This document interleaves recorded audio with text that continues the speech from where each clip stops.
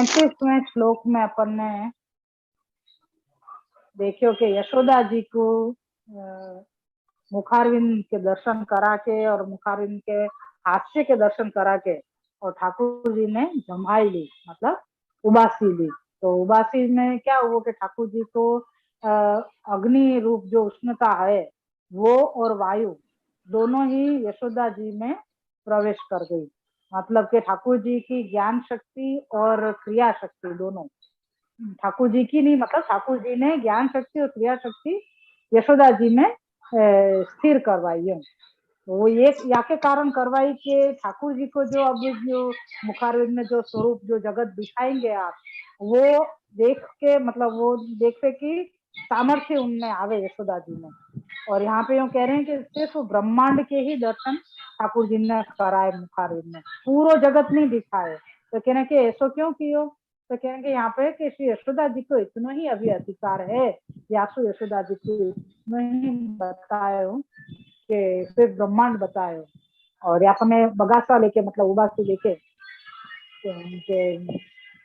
ये करो कि मुखारविंद में आपने ब्रह्मांड दिखाया, और दूसरी बार कब दिखाएंगे जगत, जब ठाकुर जी बतिका भक्षण करेंगे वास समय में।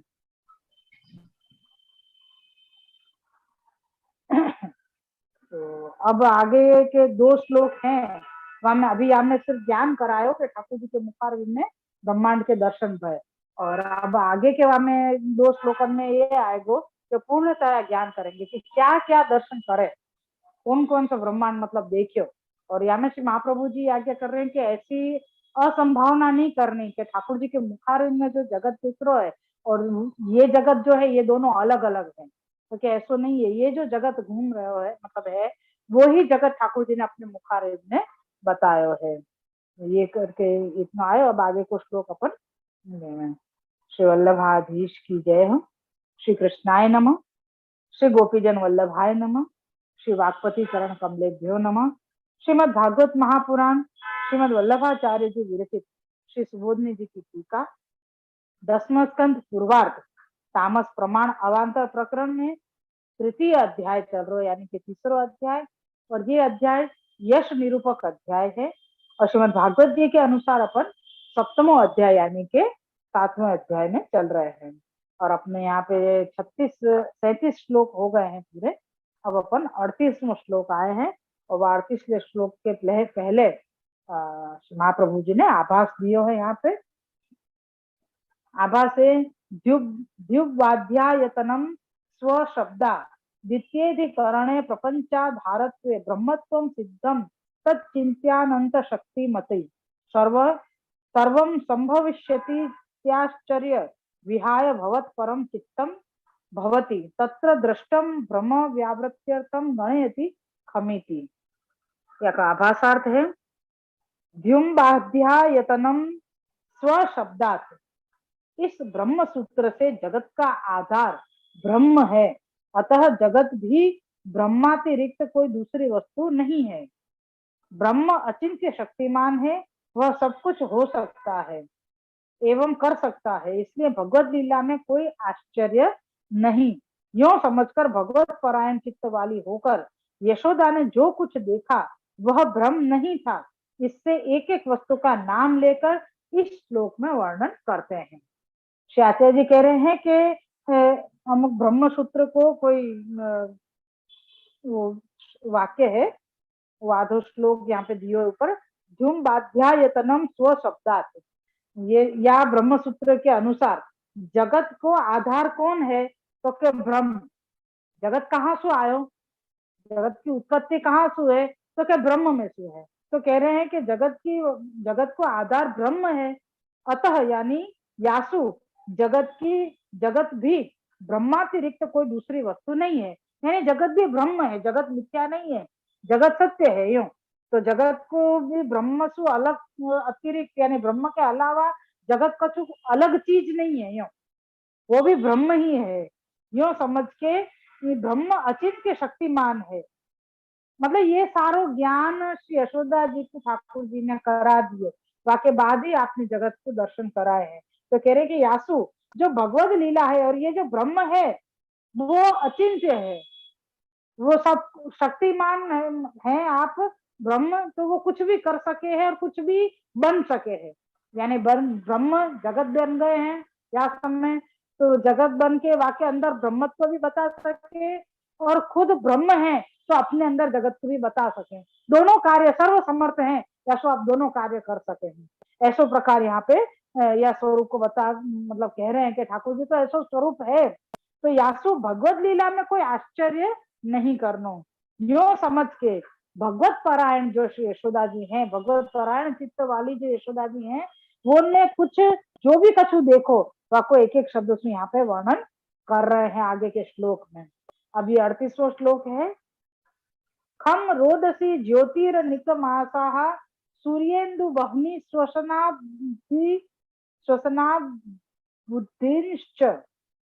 बुद्धिश्च द्वीपान्नागास्तदुहित त्रवनानि भूतानि यानि स्थिर जंगमानि। श्लोकार्थ है, आकाश, स्वर्ग, पृथ्वी, तारामंडल, दिशा, सूर्य, चंद्रमा, अग्नि, वायु, समुद्र, द्वीप, पर्वत, इनकी पुत्रियां यानी नदियां, वन, स्थावर, जंगम, सब प्रकार के जीव देखे, यानी जड़ चेतन और अग्नि सब कछु जगत के रूप में ठाकुर जी के मुखारिब में श्री यशोदा जी ने देखियो है। अब या किसी सुबोधनी जी ने आदौ खगाकाशम विस्तीर्णम ततो रोदसो ध्यावा पृथ्वी पृथिव्यो तत्तु तदाधारम तथा ज्योतिरनिकम ज्योतिश्चक्रम ध्यावा पृथिव्याधारम दश दिशस्तत एव विभक्ताः। यहाँ से लेके यथा वा नारदादयो ब्रह्मादयो वा आधाराधेय भावस्तु तस्या न प्रतीतोकर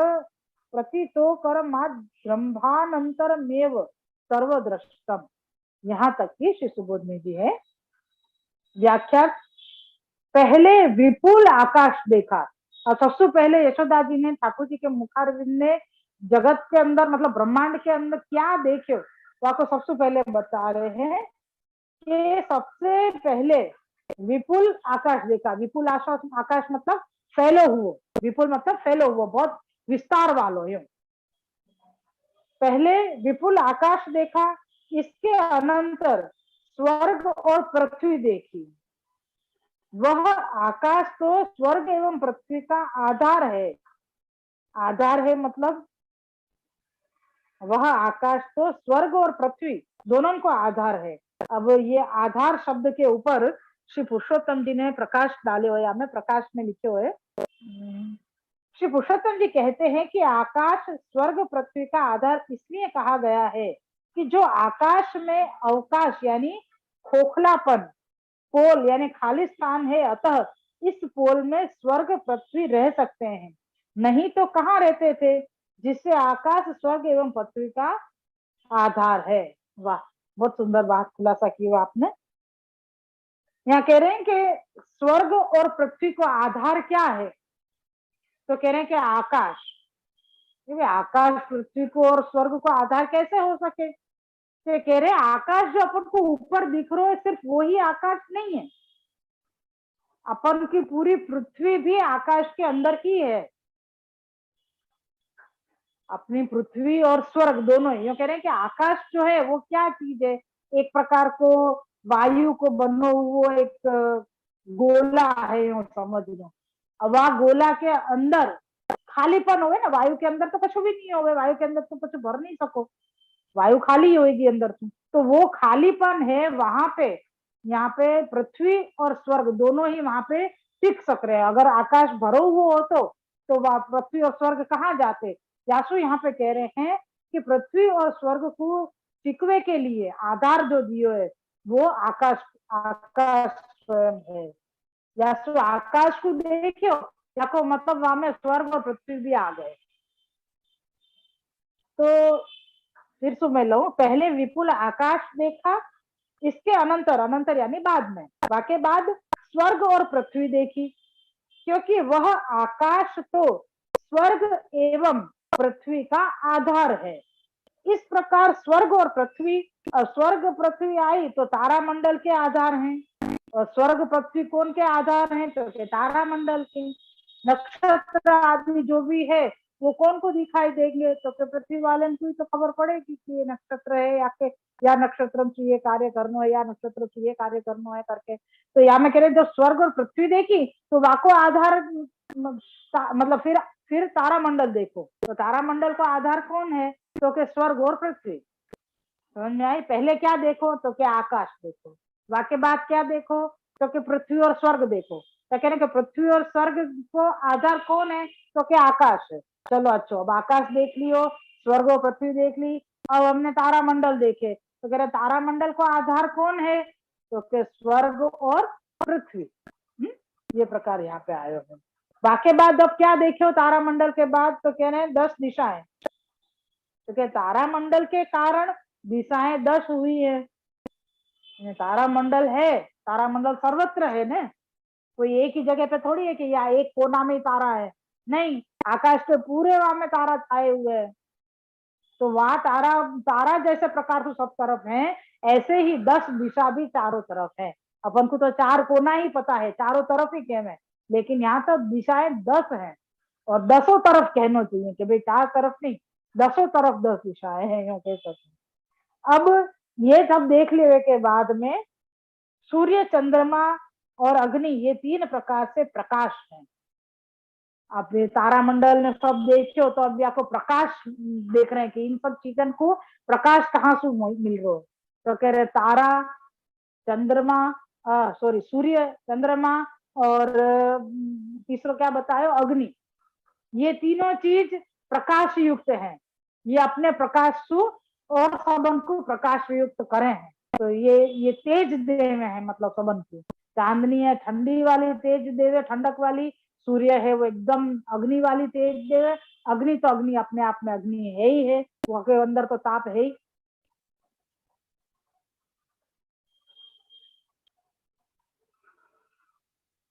फिर से बोलूं कौन कौन सी चीजें देखी। सबसे पहले बहुत फैलो हुआ विशाल आकाश देखो, विपुल आकाश, विकास विशाल भी नहीं, विपुल, विपुल यानी बहुत ज्यादा फैलो हुआ। फिर वाके बाद देखो स्वर्ग और पृथ्वी। यहाँ कह रहे हैं कि स्वर्ग और पृथ्वी वो आकाश वाको आधार है, यानी आकाश देखियो है, या को मतलब है कि तुमको स्वर्ग और पृथ्वी दिख जाएगी, मतलब वाके अंदर ही है, या वो दिखेगी। फिर कह रहे हैं कि हमने तारामंडल देखे, भाई तारामंडल देखे तो तारामंडल को आधार कौन है, तो कि स्वर्ग और पृथ्वी। यानी अगर तुम स्वर्ग और पृथ्वी को देख रहे हो तो तुमको तारामंडल भी दिखाई देंगे। तो तारामंडल दिखाई दिए तो तारामंडल जा प्रकार से सब जगह फैले हुए हैं, वही प्रकार से तारामंडल को देख रहे अपन को 10 दिशाएं दिखेंगी। तो भाई अब 10 दिशाएं दिख रही हैं, तो इनको प्रकाश कौन दे रहे हो है, वाके लिए अपन को ये समझना है कि सूर्य, चंद्र और अग्नि, ये 3 चीज हैं जो दिखाई देंगी, जिनकी वजह से सब जगह तारा है भी सब प्रकाशमान हो रहे हैं। अब आयो वायु, समुद्र यानी जल, पृथ्वी, आकाश, ऊपर कहे हुए ही है। इस प्रकार 5 भूत बताए, यानी पंच महाभूत जो चीज है, वो चीज कौन कौन सी, पृथ्वी, जल, वायु, आकाश और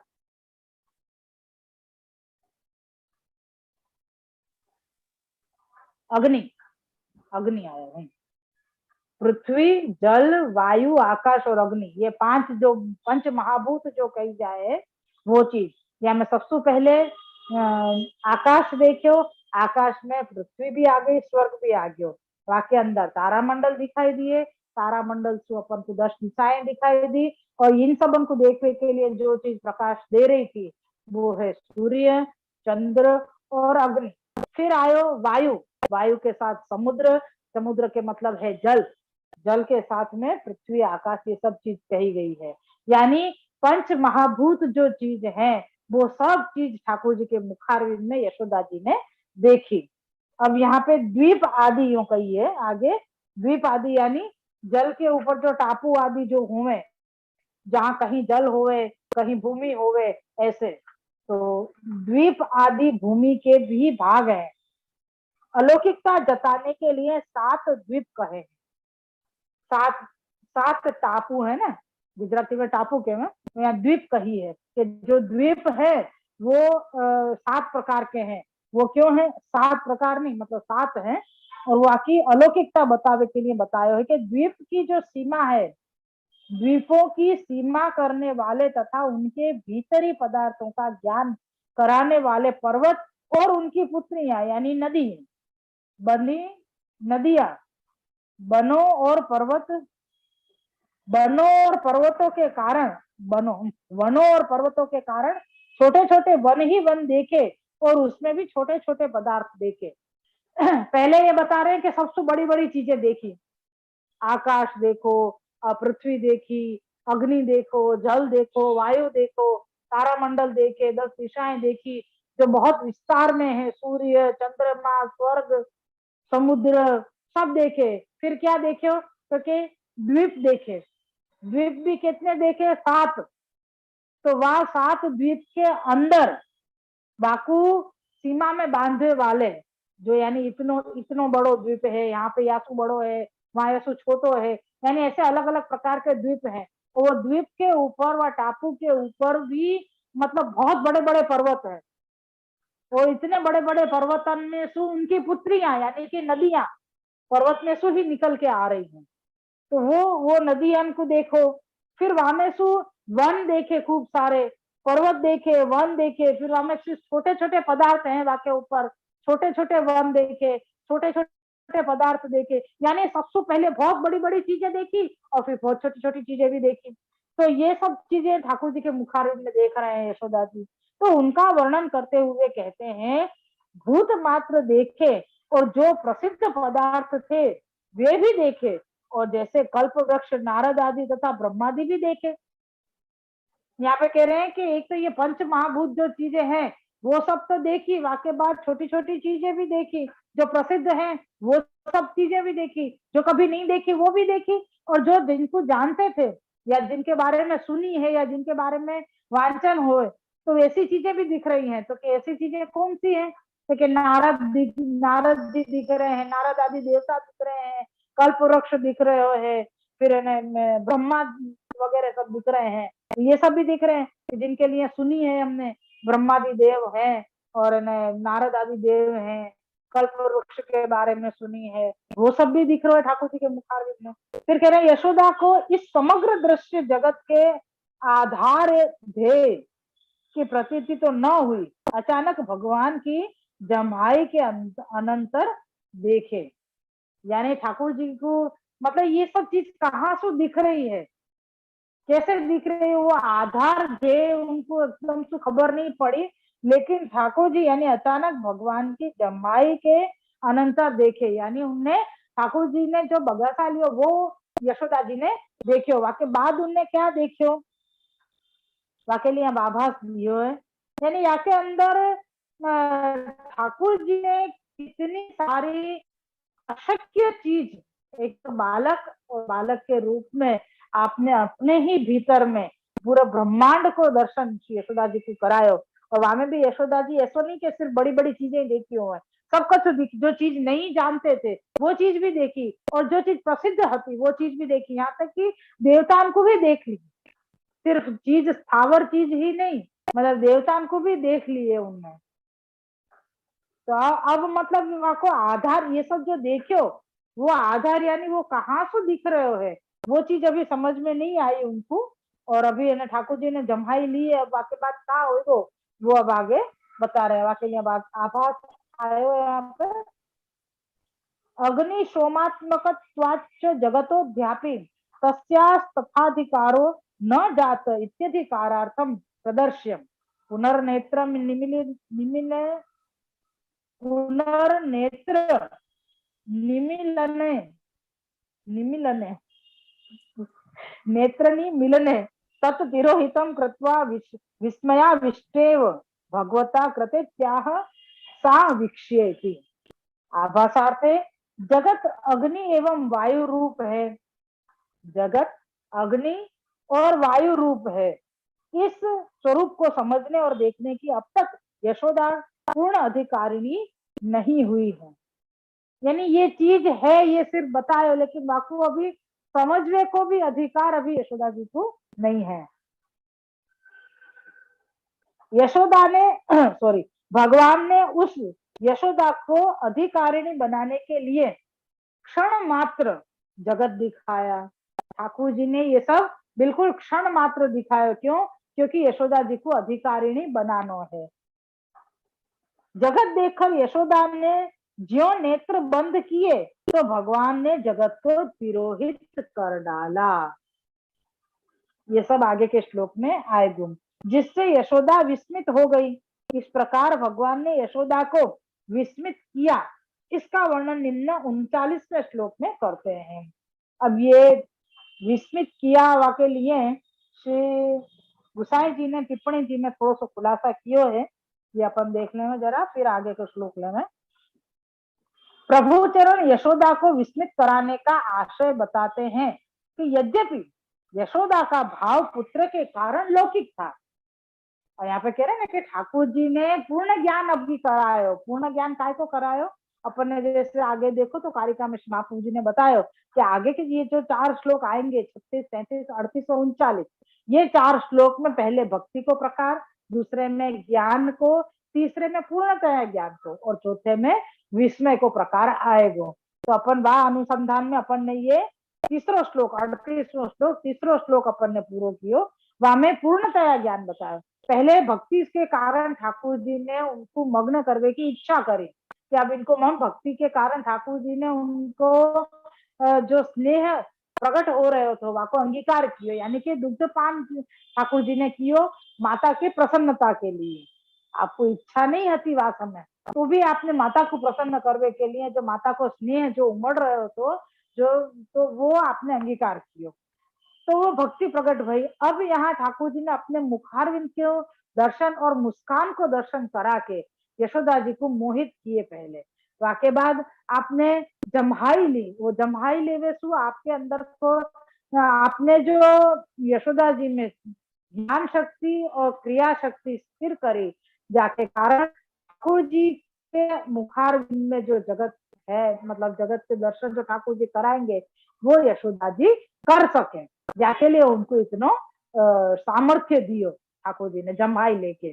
फिर तीसरे श्लोक में ये बतायो है कि क्या क्या देखो यशोदा जी ने मुखारविंद में, आकाश, पृथ्वी, स्वर्ग, तारामंडल, 10 दिशाएं, फिर सूर्य, चंद्रमा, अग्नि, फिर आयो वायु, समुद्र, जल, द्वीप 7 हैं, और वाके बाद वाके अंदर खूब सारे वन, खूब सारे बड़े बड़े पर्वत की पुत्रियां यानी कि नदियां, और वाके साथ में छोटे छोटे पदार्थ भी देखे।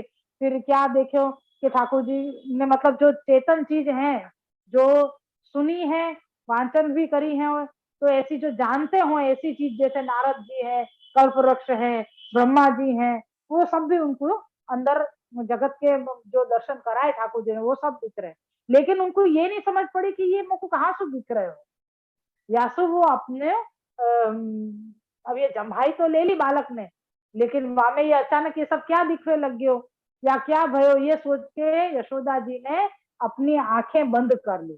और जैसे ही यशोदा जी ने आंखें बंद करी हैं, यहाँ बता रहे हैं कि ज्यों ही जगत देखकर यशोदा ने ज्यों नेत्र बंद किए तो भगवान ने जगत को तिरोहित कर दिया।